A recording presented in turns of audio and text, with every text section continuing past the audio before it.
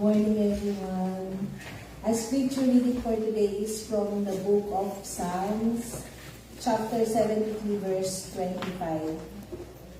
Whom have I in heaven but you? And there is nothing on earth that I deserve besides you. This is the word of God.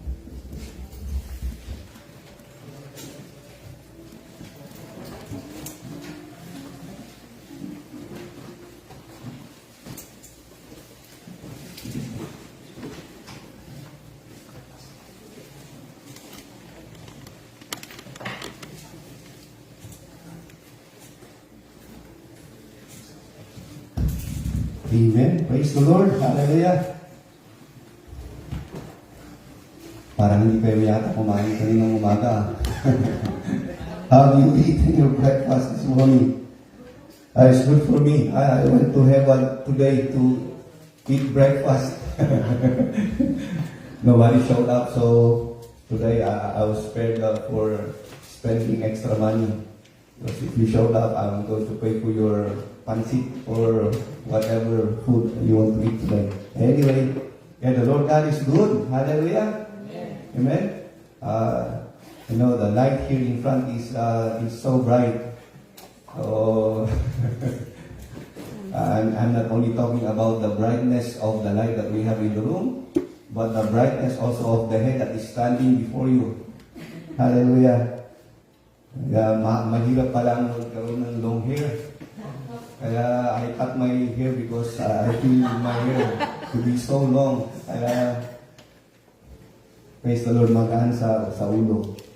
Anyway, hindi mabenta yung joke ko, kaya mag-pray na lang tayo. Let's pray. Lord, we thank you for your faithfulness. Hallelujah. You are so faithful to us, even in our faithlessness, in our unfaithfulness. Oh Lord God, you remain unchangeable because you are the God who never changed, oh Lord. Hallelujah. Babago-bago ang panahon, babago-bago, Panginoong Diyos, ang nakikita namin, Panginoon, sa paligid namin. The news today will be different tomorrow. We are so thankful because you are not like the world that we live, Lord God. Hallelujah, sapagkat nararamdaman namin, Panginoong Diyos, ang hindi nagbabago na pagmamahal mo sa amin. And today, Lord, as we listen to your words, we pray that your Holy Spirit will give us the ability, Lord, to understand whatever we are about to listen to today. Hallelujah. We give you praise, we give you glory. This we pray in Jesus' name. Amen. Amen. The others are not here. Actually, they are here, but they are upstairs. They are with their kids because I think there is a joint service amongst all the members from the youngest to the oldest. Meron silang joint service yan sa taas. Kaya the others are not with us today. I suppose my kids also are there. Sana ako yung kasama nila. Si Mrs. nandito naman, my wife is here. So, ganun talaga, nasanay kami ng iba, yung nag-aalaga sa mga anak namin. In times like this. Because if I am upstairs, then nobody is standing in front of you today. Today I will be speaking with this topic. It's entitled, it's just one word. And that word is idolatry. This month of May, we're going to talk about worship. So the focus of our theme this month of May is going to be worship. And I felt compelled by God to share with you this topic. And what comes into your mind when you hear of this word? Today, when people hear the word idolatry, you may think of, statues. You may think of, carved images or, it's like the unbelieving people, how they do the worship, right? But you know what? Biblically, if you're going to seek the teaching of the Bible, idolatry is much deeper than that. Why? Because the simple definition of the word idolatry is, an idol is something, or let's say someone that takes the place of God in our hearts. Okay? So, do I need to repeat that? No, an idol is something or someone that takes the very place of God in our hearts. Okay? Something or someone that takes the place of God in us. Okay? So, it could be anything that we love, anything that we trust, anything that we pursue more than God. And that is considered to be an idol. Okay, let's say for instance, from morning to evening time, from evening time to dawn to morning, 24 hours, 7 days a week, all you have in your mind is money, money, money. Right? You haven't even think about the goodness of God over your life. So if that's what you always have in your mind, then that could be your idol.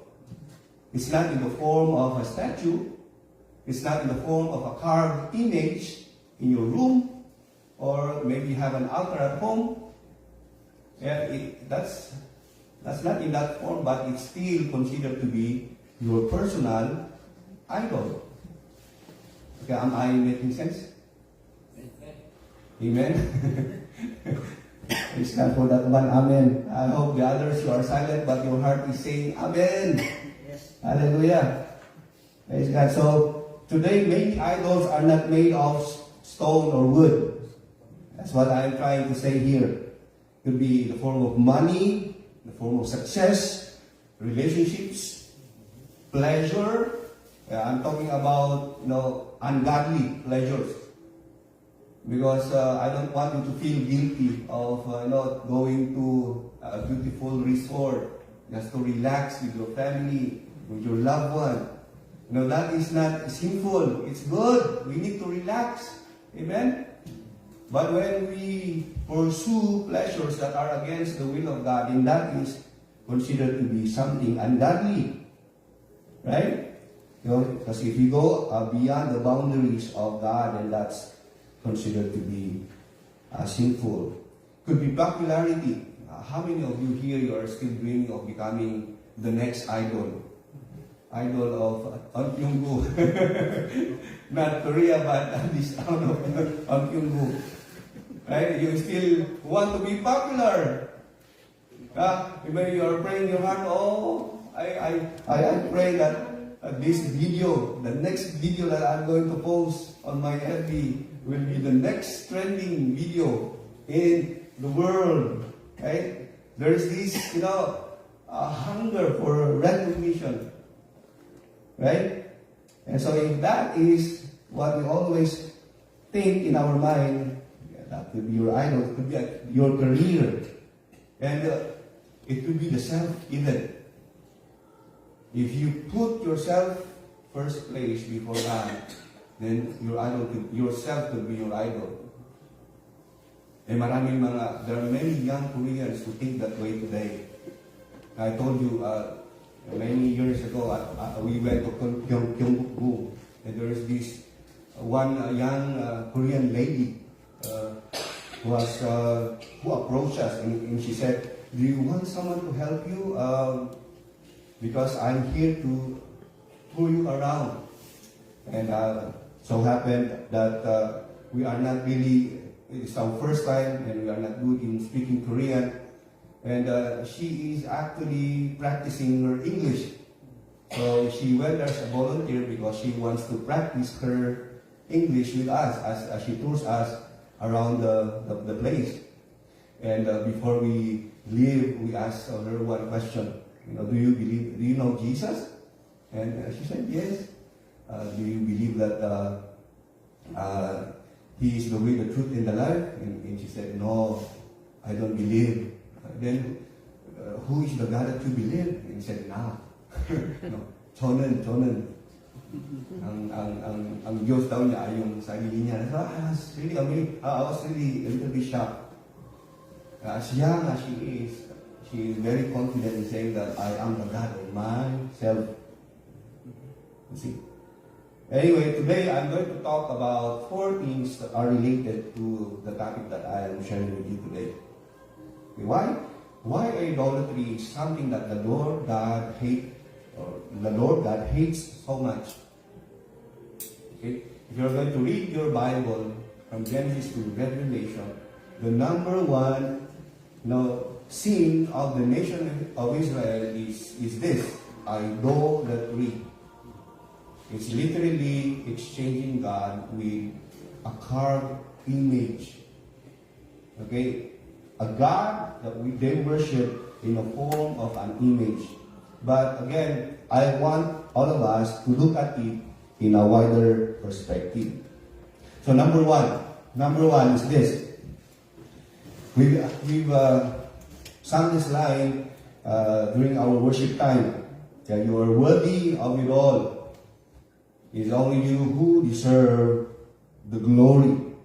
That's the lyrics of the song that we just sang during worship. I mean, it's very true.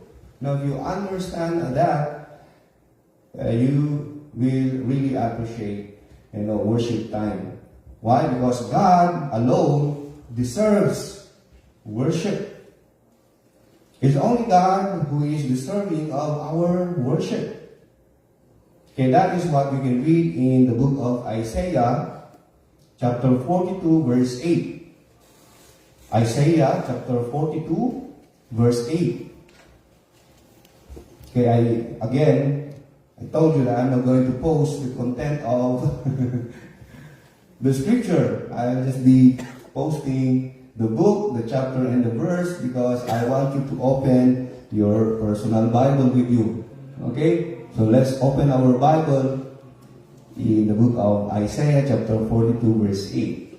Okay, what can we find?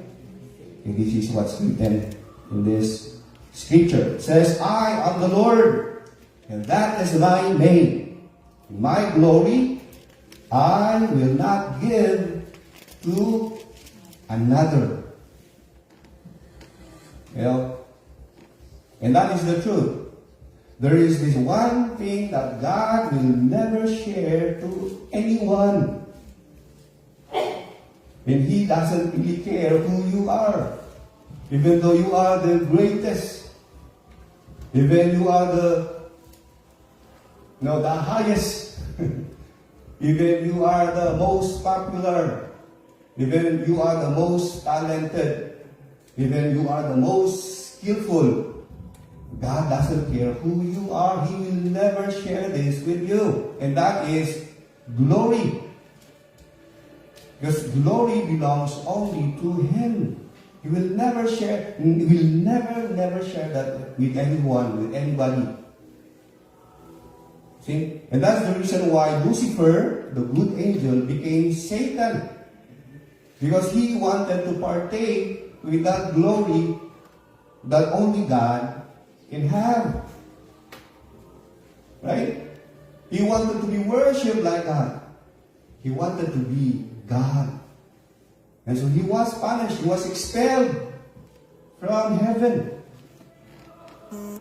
And from being a good angel, now he is the enemy of our soul. And one day he's going to be thrown into this lake of fire as a punishment for that sin that he committed in the past. Okay, so God is the creator.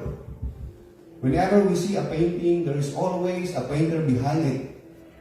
And because of the creation that we see around us, it also gives us the idea that there is someone behind this beautiful creation.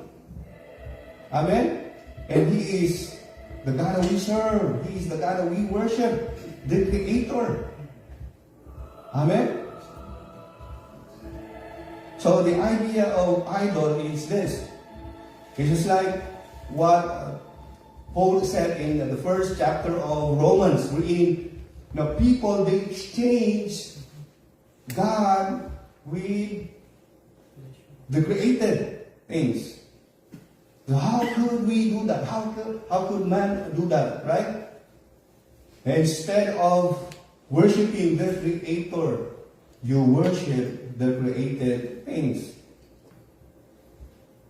How could we replace God with the things that are not even close when it comes to their word? God is here. and the creation is just here. They are not even the same. They're not even close to each other. And that's the seriousness. That's the seriousness of the issue of idolatry. Amen. You are not supposed to give credit to created things. Why? Because the only person who is worthy, who is deserving of worship, is God. Hallelujah. And the very first commandment of God to the nation of Israel, amongst the 10 commandments that He gave to Moses on that Mount Sinai, and He stayed there for 40 days and 40 nights. 40 days and 40 nights to be exact. And it's the finger of God that carved these commandments on 2 tablets of stones. The very first is this: okay, you shall have no other gods besides me. You see? If it's not so important, it should be number 9 or number 10. But the Lord God made sure that will sink into the minds of those who will receive that commandment or those commandments. God should always be first place in their hearts. But my question is this: who is occupying your heart today? Or maybe not who, but what's occupying your heart today? And you are inside the church, but your mind is somewhere else. And why are you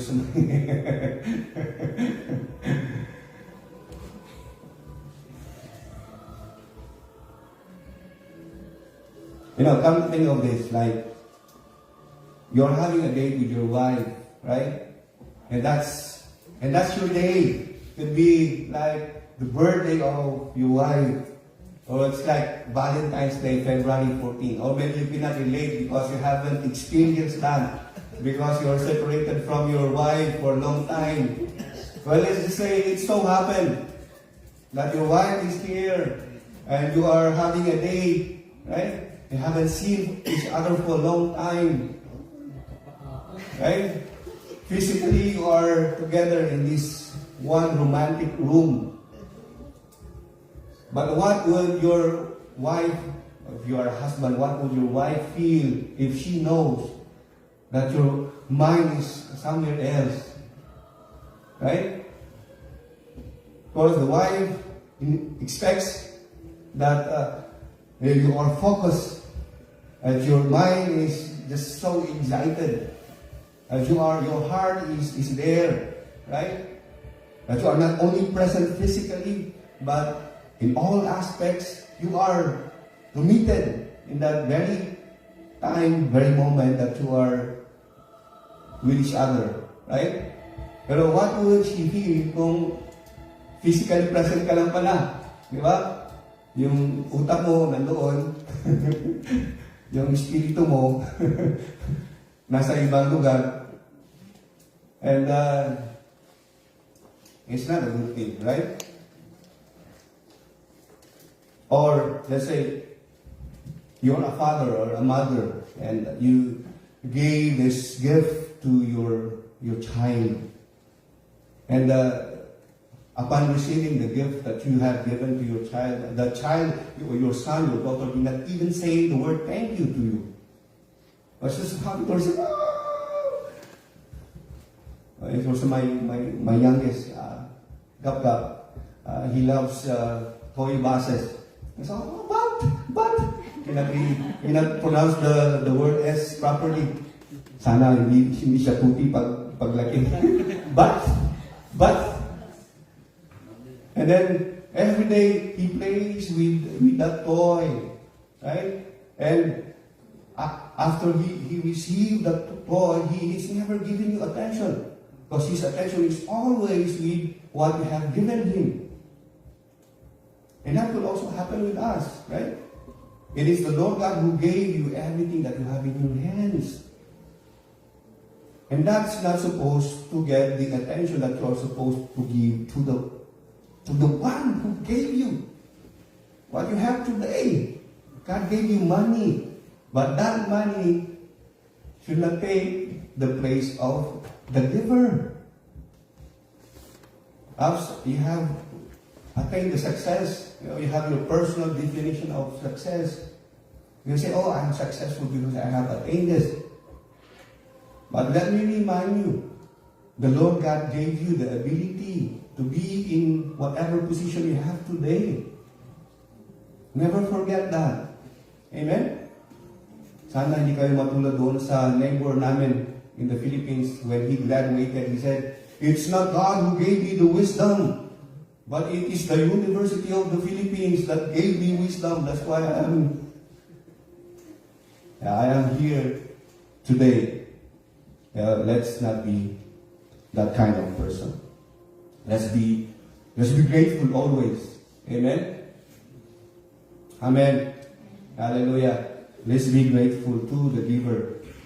Amen. Let's give all the credit and all the honor to the giver instead. Hallelujah. So that is number one. And number two is this: idols can never truly satisfy. Now, these idols that we are cherishing perhaps in our lives, the truth is they never truly satisfy us. Let's read in the book of Psalms chapter 115, 115 verse 5. Psalms chapter 115 verse 5. It says there, they have mouths, but they do not speak, have eyes, but they do not see. Okay, speaks volumes, right? Why? Because, these idols that we follow, they could promise us happiness, they could promise us security, they could promise us fulfillment. But the truth is, at the end of it, they disappoint us. Yeah, we find disappointment at the end of the tunnel. Why? Because money is not everything. Money cannot save your soul. Pleasure even cannot remove the guilt we have in us. The approval, of human beings cannot even replace the love of God. Why? Because there is this one person, there is this, place or hollow space in our hearts that things in this world cannot fill in. Now that space can only be filled by God Himself, the one who created us. You believe that? Yeah, there is this one person in the past who said this. His name is Augustine of Hippo. He said this: you have made us for yourself, O Lord, and our hearts are restless until they rest in you. And I believe in him. I agree with what he said. This heart can only find peace in God. Can never find this kind of peace elsewhere. And that's in the Bible, right? Grace and peace from God our Father. I told you many times in the past that, factories in Korea, there are many factories in Korea, I should say, but we can never ever find a factory that produces peace, right? Because real peace, ang totoong kapayapaan, ay nanggagaling lang sa ating Panginoong Diyos. Amen? Hallelujah? Now, imagine yourself to be in the desert. Have you experienced being in the desert? Even for a single day?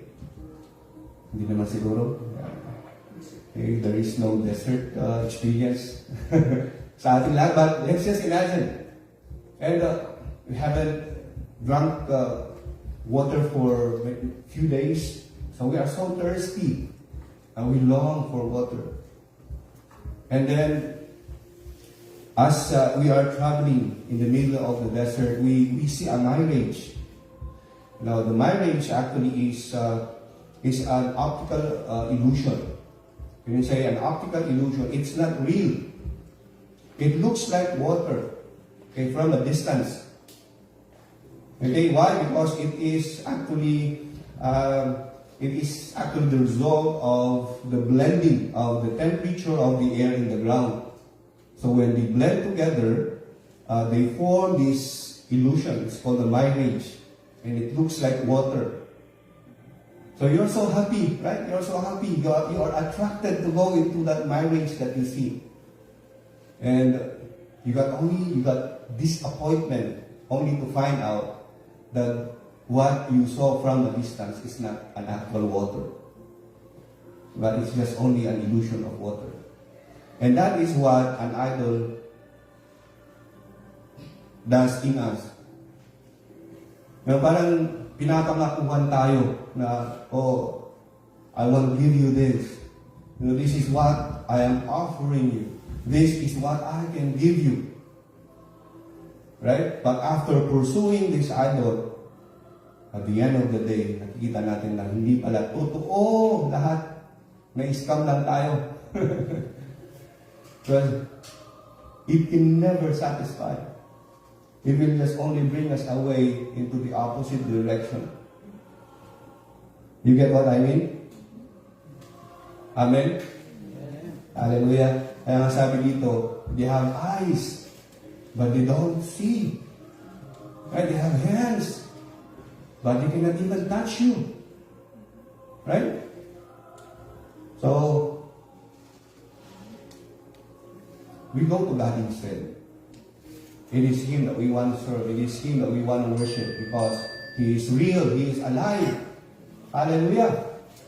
He has the ability to give us what we need. When we pray to Him, He listens. Hallelujah. When we are ready to listen to Him, He speaks to us. When we are in need of something, His hands is never too short to provide for us what we need in time. Hallelujah. That is the kind of God that we serve. Amen. So number 3 is also related to number 2. No, idolatry pulls us away from God. And that is the most dangerous thing that can ever happen to us. The direction that we really want to pursue in life is this, to be always close to God. To be always living in the center of God's will. But to be taken away from His presence, there's one thing that we don't want to happen. That's the thing. That is what we don't really want to happen. Yung malayo tayo sa presensya ng ating Panginoong Diyos. Now, there is this one thing that happened in this community of the Israelites in the past. Now, the Ark of the Covenant, which symbolizes the presence of God, was taken away from them. And so what happened? When that was taken away from them, they were so vulnerable to their enemies. Whenever they go to battle, they were always defeated. There is this, lacking. There is this famine that's happening in the community. The curse has replaced the blessings of God as a result of God's glory being taken away from them. And that's also the result of it when we try to live our life without God. There's this song that's taken from the scripture. There is joy, joy, joy in the presence of the Lord. You don't know the song? Were you saved yesterday? If you've been a follower of the Lord Jesus for some time, that's an old song. And it's just taken from the scripture. And it's true. Now, if you want to experience joy, joy is not happiness. Because joy is not grounded in situations. Right? You are joyful in all kinds of situations. Why? Because this is the result of the Holy Spirit living inside of you. Kahit na wala kang pera, deep inside of you, you are joyful. And that's true happiness that comes from the Lord. Amen. Kahit na hindi ka sinagot ng nililigawan mo, pareho pa rin. You still feel complete. Hallelujah. nag-pray ka, pero kabaliktaran yung dumating, you're still full. You still feel complete. You know why? Because of the joy that is working inside of you. Amen? Kabaliktaran sa happiness na situational. Situational meaning, kung hindi pabor sa'yo yung nangyayari, ikaw ay malungkot. Ay hindi naman sana ganun. Amen? The life of a true follower of Jesus is different. So yes, idolatry pulls us away from God. Let's read one scripture, and that is in 1 John chapter 5, verse 21. 1 John chapter 5, verse 21. It says here, little children. It is the Apostle John who is speaking here. And he addressed his disciples.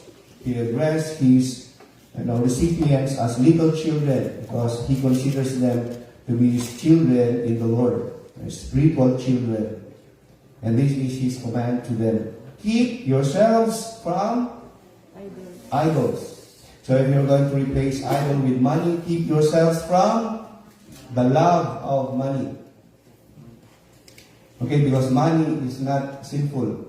It is actually the love of money. Amen? That's what the Bible says to us. So idolatry steals our affection. Ninanakaw niya yung pagmamahal natin sa Diyos. Okay? When we continually worship these idols, eventually these idols will have control over us. Until such time na yung puso na natin ay malayo na o malayo na sa Panginoon. And mahirap yun, right? In every relationship that we have, especially for us husband and wife, we always want that there is this mutual love between us.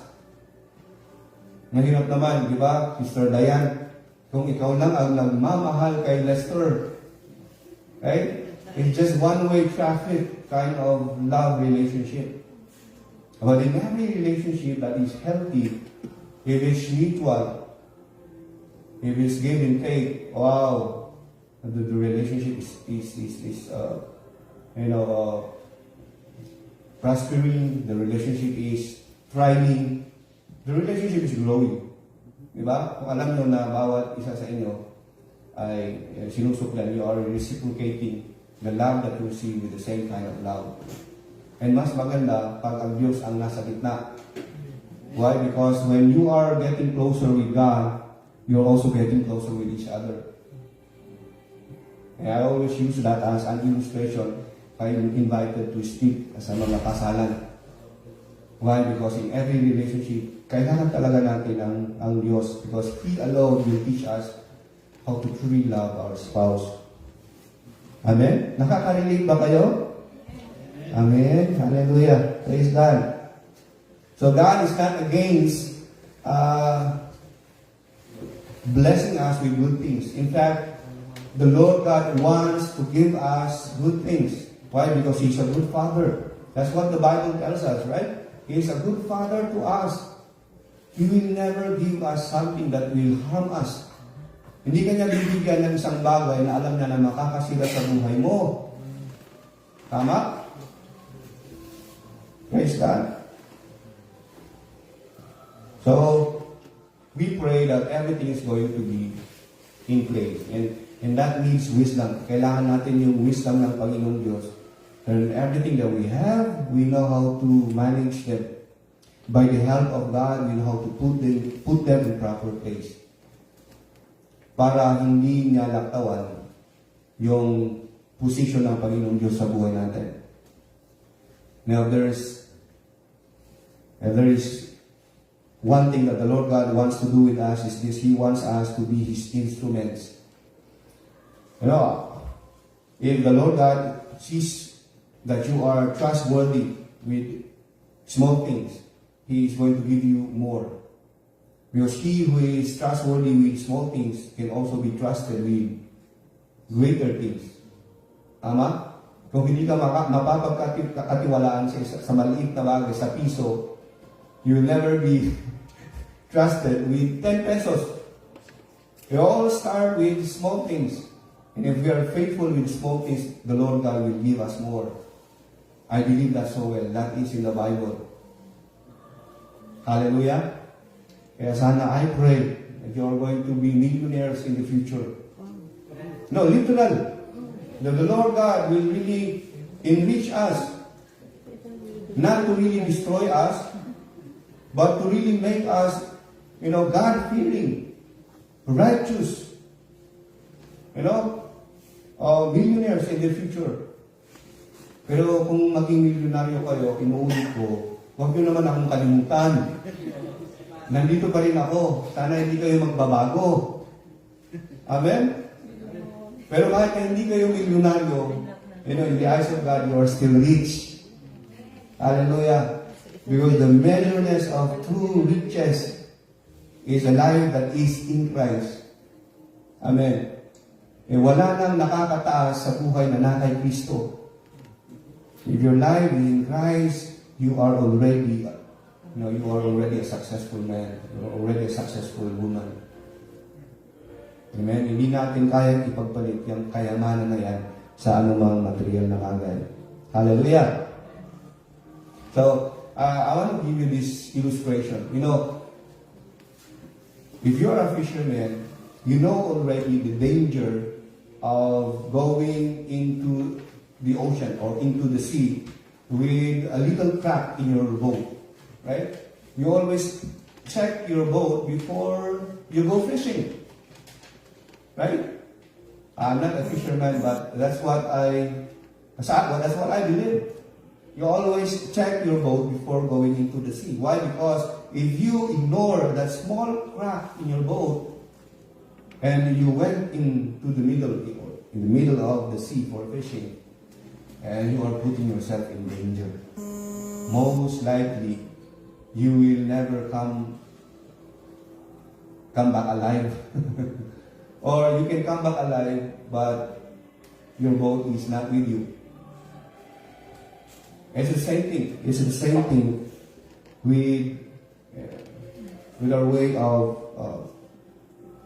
looking at things, or with the way of how we handle things in life. A little compromise can result with, our inability to run away from the temptation of money.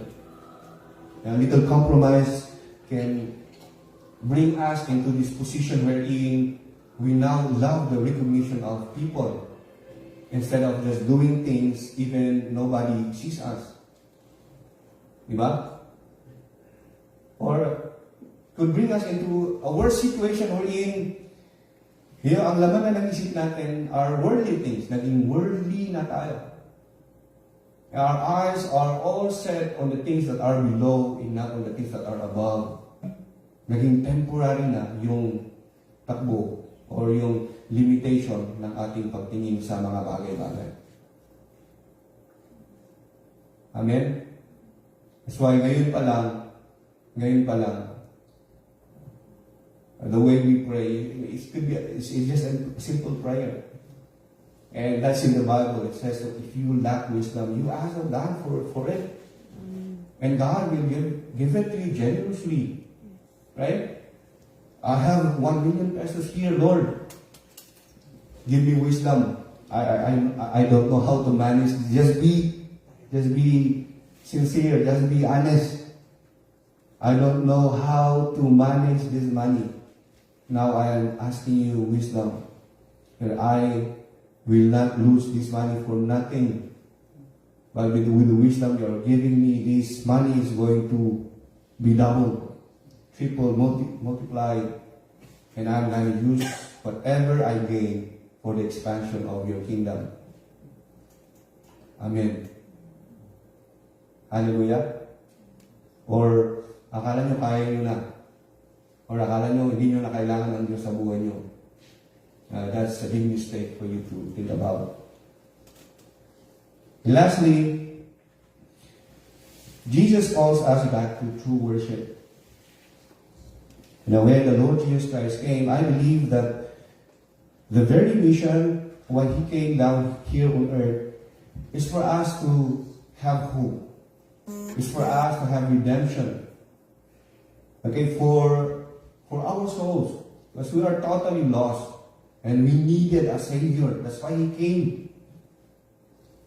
And the reason also why He saved us is because He wanted to teach us about how to do true worship. You believe that? Okay, let's read in Matthew chapter 4 verse 10. And when He was tempted by the devil, this is what He said to him. You shall worship the Lord your God, and Him only you shall serve. You see, like for the longest time, man has always been thinking about himself. Man has been thinking only about himself. Man has only been thinking about himself. It's always about himself. Right? And so the Lord Jesus Christ is saying this to all of us today. This life that God gave us, this borrowed life that we have at the moment, this is designed by God for us to spend, for us to use in worshiping His name, and also to serve Him. Yeah, I believe that the Lord God is a rewarder. Whatever we did in this life, there will always be a reward that's going to be given according to how faithful we have become. You know, ito nga yung kailangan natin ilagay sa isipan natin. Maganda yung sharing ni Brother Robin last Sunday. Let's have that perspective. Why do you serve God? Do you serve God simply because you want to maintain your salvation? If you stop serving God, then you will no longer save. Or you want to serve God because you want to be saved. That is even worse. But the reason why God saved us, because He wanted to use us so we can serve Him. Amen. And who are we? Imperfect people serving with a perfect God. Unholy people partnering with a holy God in heaven. Kaya I consider serving God to be a form of God's grace over us. Diba? Sino tayo para gamitin ng Diyos? Hindi tayo karapat-dapat. Pero dahil sa Kanyang habag, ginawa niya tayong karapat-dapat. At gusto pa niya tayong gamitin para sa Kanyang mga heavenly and godly purposes. Amen. Hallelujah. So be thankful whenever you are given a chance to serve the Lord, that the grace of God is operating over your life. That's something to be grateful for. Amen? If the President of Korea will come, knock on your door and said, Sister Yoli, are you Sister Yoli? And said, yes, this is me speaking. As you open your door, and said, I want you. I want to hire you to be my number one, number one helper in the house. And I'm going to give you, a high compensation for it. As long as I am the President of Korea, you will be my number one helper. Are you going to accept it or not? Of course! Without even thinking, you say, yes! Not because only of the money, but because of the person who is hiring you. Right? It's not an ordinary person, of course, in the eyes of the world, but someone of high position, someone of high influence. How much more with God, the Creator God? Amen? Hallelujah. I hope we have that kind of mindset in us. So yes, again, let's go back to what I've been telling you from the beginning. Idolatry is not something that we do in front of a statue or something that is in front of a carved image of stone or wood. Even without those things, we are still capable of doing this kind of sin. Okay, are we allowing something or someone to take the place of God in our hearts?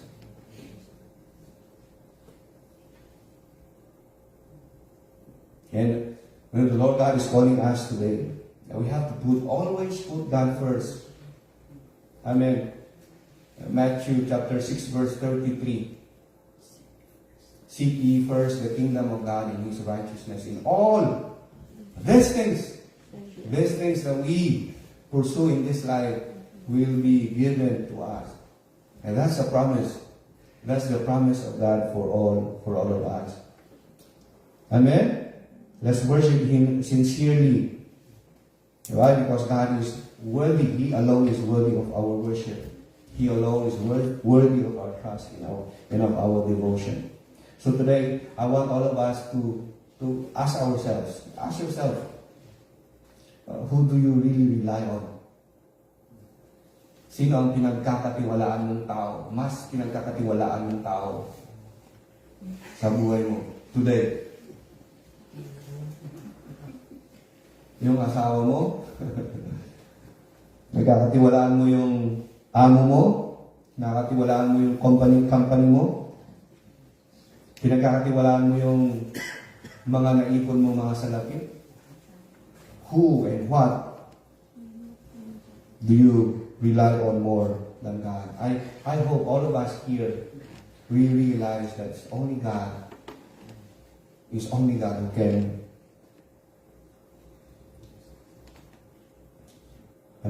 It's only God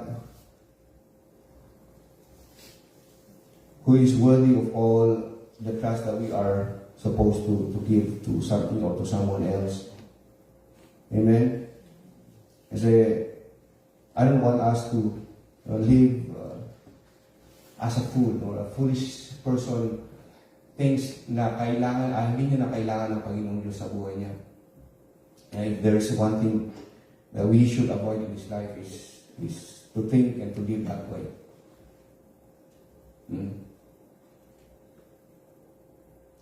Maraming tao ang kala nila, because they are not in the midst of pain, they are not having sickness today. Akala nila wala nang katapusan ang buhay, wala nang katapusan ang mundo. Everything is going okay. Now, time will come, you come to realize that you are put in a situation wherein even if you have plenty of money, your money has nothing to do with what you are going through.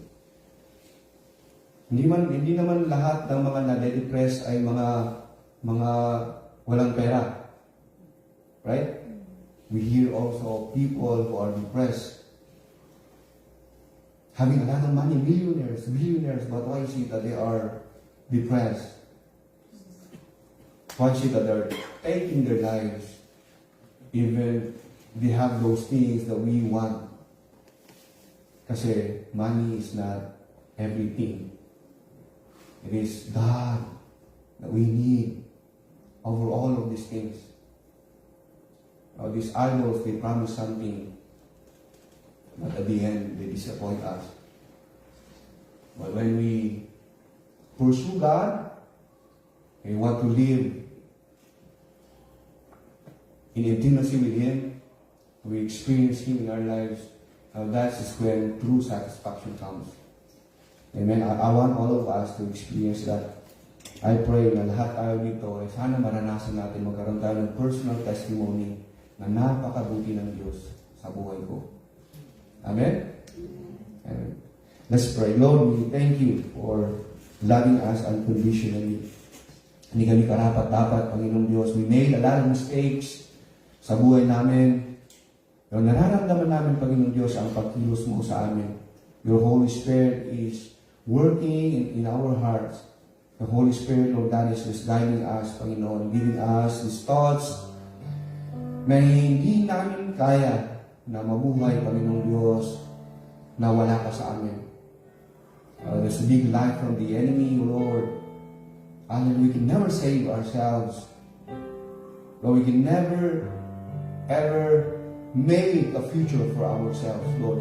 Wala kaming kakayanan, wala kaming kapangyarihan, Panginoong Diyos, para buuin ang buhay namin na kami lang mag-isa, na kami lang, Panginoon. As you are the Creator, you created us, Lord God, with a purpose. Kayo ang nakakaalam, Panginoong Diyos, ng mga bagay-bagay na hindi namin alam. So we are entrusting you our future, because you alone, oh God, knows the very direction that you want us to go to. Panginoong Diyos, patawarin niyo kami. Forgive us, Lord God, for being so foolish at times. Forgive us, Lord God, for being so proud. Nakala namin, Panginoong Diyos, we can live this life, we can manage, Lord God, kahit na wala kayo, Panginoong Diyos. But today, Lord God, we praise you. We pray, we're placing our lives unto you. Give us direction, give us the wisdom. Hallelujah. Guide us, Lord. Give us a heart, Lord, that is always aware. A heart, Lord God, that can read your direction, Lord. Tulungan niyo kami, Panginoong Diyos, para magkaroon pa kami ng thirst and hunger for your words, Lord. At ito magsilbing mapa namin, hallelujah, sa aming paglalakbay, patungo doon, Panginoong Diyos, sa kung saan mo kami gusto dalhin. Hallelujah. Hallelujah, Lord, we are laying down these idols, Lord. Maaaring hindi namin alam, Panginoong Diyos, but today we realize na mukhang ito ang kumukuha ng maraming oras namin. Mukhang ito ang source ng stress namin kasi ito yung lagi namin iniisip, ito yung lagi namin pinapahalagahan, ito yung lagi namin na binibigyan, Panginoong Diyos, ng panahon. Today, O Lord God, help us, Lord God. Help us. Give us the ability, O Lord God, to lay all of them and make you first place always in our hearts. Alam namin, Panginoong Diyos, na kung ikaw ang uunahin namin, you will never disappoint us, O Lord. Never fail us. Hallelujah, hallelujah. Salamat, Panginoong Diyos, sa iyong pagtanggap sa amin. And every time, Lord God, we come to you, your arms are always open wide to receive us. Thank you for satisfying us. Thank you, Lord God, for giving us the good things that we deserve. We deserve all of this simply because of your love for us. Hallelujah, hallelujah. We give you praise, we give you glory in Jesus' name. This is our prayer. Amen, amen, amen.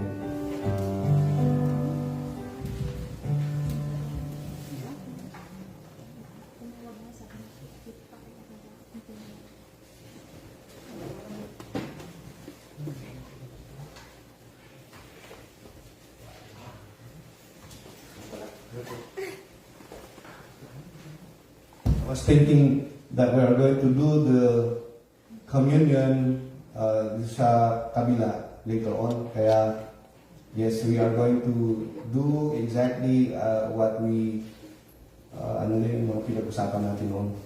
We're going to still do it, but after na lang closing prayer.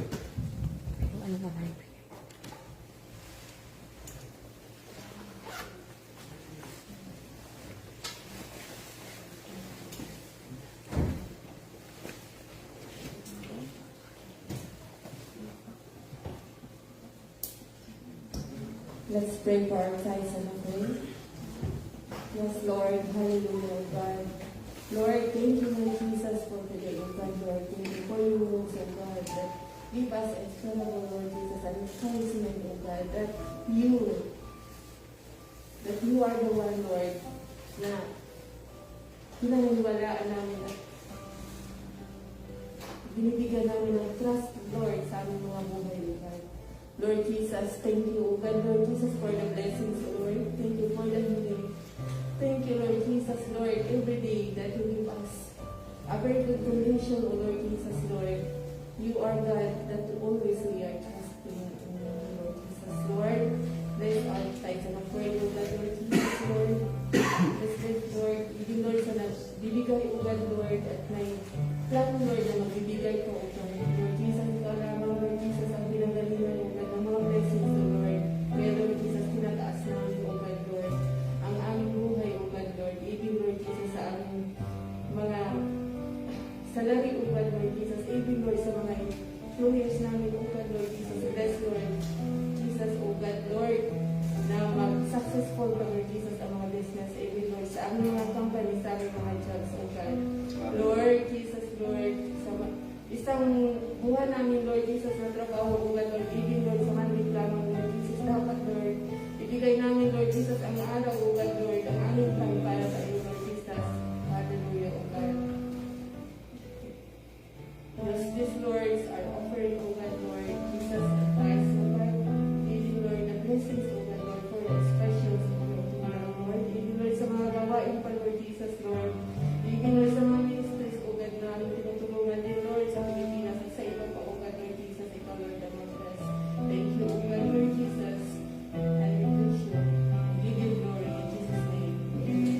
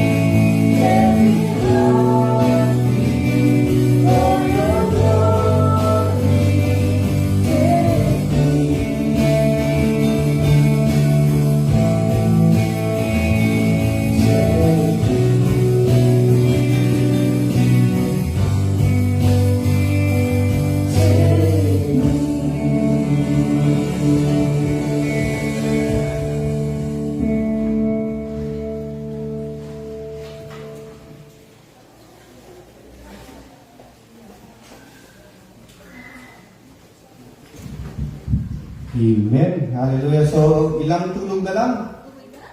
Ilang tulog na lang? Pasko na. Hallelujah. Parang kabilis ng araw, no? And, the days are flying like, sabi nga nila, mabilis ang panahon. Mabilis siyang lumipad kagaya ng mga ibon. Kaya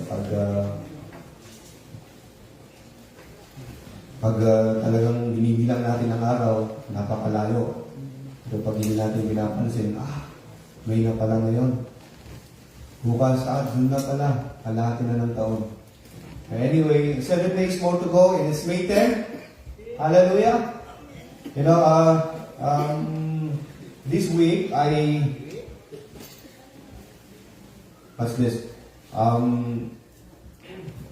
I confirmed yung mga churches na in-invite natin and ang bilang ng mga nag-yes, yung mga nag-yes except us ay umabot na sa more than 50. So more than 50 people said yes to be coming on Sunday, joining us sa ating May 10 event. Kaya kung tatapatan natin yan ay mga taga dyan, if each one of us will be inviting at least one or two, then we can also become 50 in number. Kaya tamang-tama, more or less 100 ang dadalo sa ating May 10 event. Parang hindi kayo masaya. Hindi kasi masaya yung nag-a-announce, ano? Hallelujah! May nakikita yung puso ko, lumulundag na. So, I am praying that the Lord God will use this event para, ma-inspire tayo. Our eyes will be open and our hearts will be moved. Hindi lang sana hanggang doon lang, but we're going to really do something. Kaya I pray for Pastor William, ang speaker natin, na he will speak here. And as he speaks ay kikidlat mula sa langit. Tatamaan yung dapat tamaan. Diba? Kakaroon ng bagyo. And then mababagyo lahat ng mga puso ng mga tao na kailangan mabagyo para they will be shaken. And there's going to be earthquake. And this place is going to be shaken. Para yung mga kailangan magising ay magising sila. I think that's what we need. And the move of God will be awakened. And magkakaroon tayo ng, yes Lord. Yes Lord. Help me. In my own way, in every capacity that I can do to serve you. Gamitin mo ako para sa yung kahanian, katawalang Amen? No, your factory can be your missions place. Your family, even.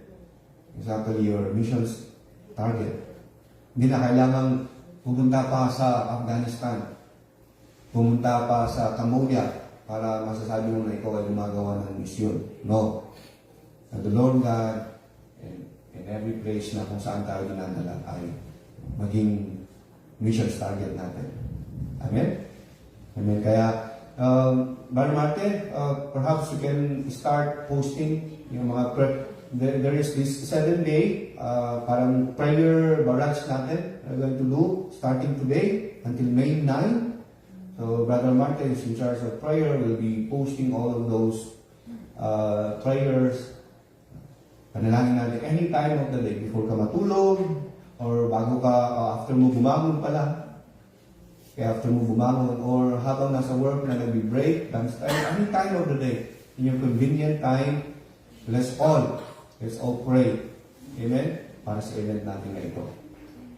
Amen, masaya ba kayo? Or masakit ang bulsa nyo? Sana masaya kayo kahit na masakit ang bulsa. Hallelujah.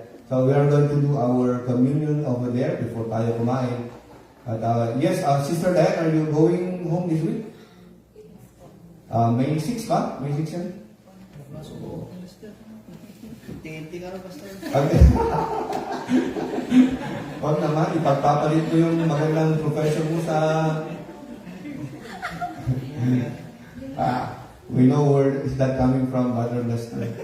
Because your desperate way of saying, I don't really want to go. But, okay, we pray for your safe flight back home. Sana, you are refreshed as you stay here in Korea, pabalik sa Pilipinas. Okay, wala namang magta-travel or any prayer request? Yes. We prayed for you already. Actually, there is no overdose in prayer, kaya we can pray for you again. Pag-pray natin si Brother Jom na sana hindi matuloy. Let's all stand up and look in prayer, but sing first the Lord's Prayer. Our Father, which art in heaven, hallowed be thy name. Thy kingdom come, thy will be done, on earth as it is in heaven. Give us this day our daily bread, and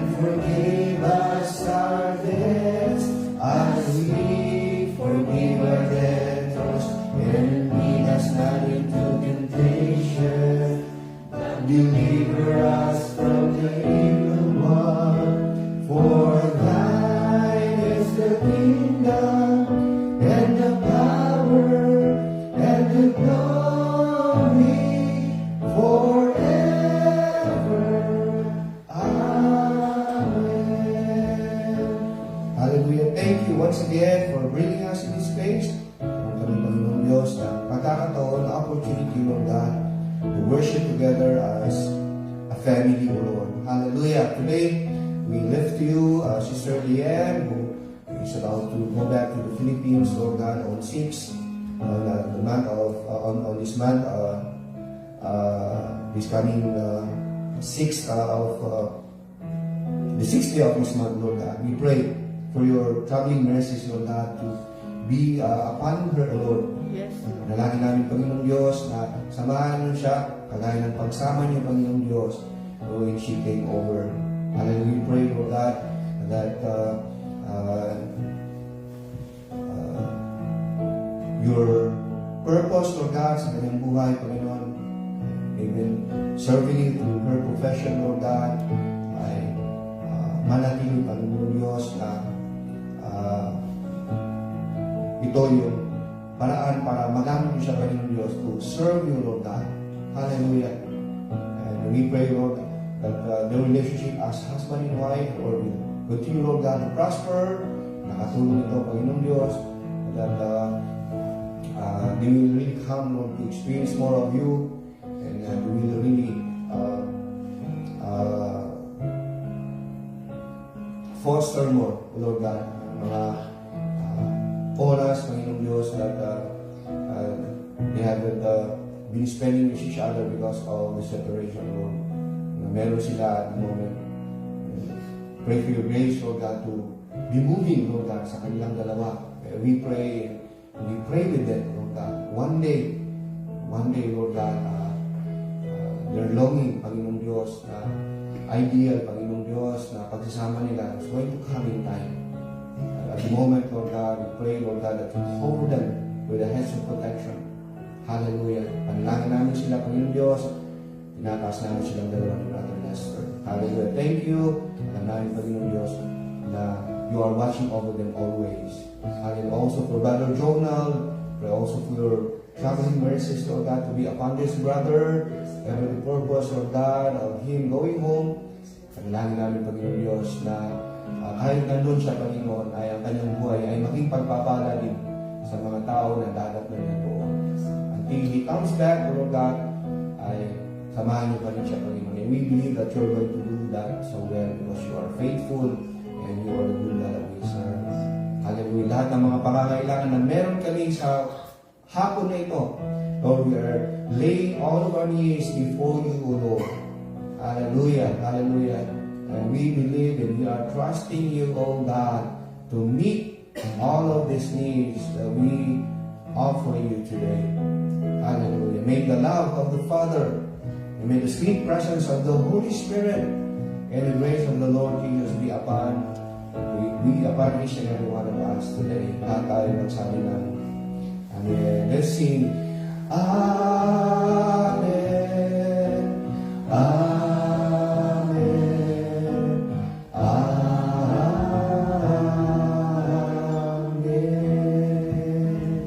Hallelujah. Let's proceed to the other side. Doon natin gawin ang ating communion.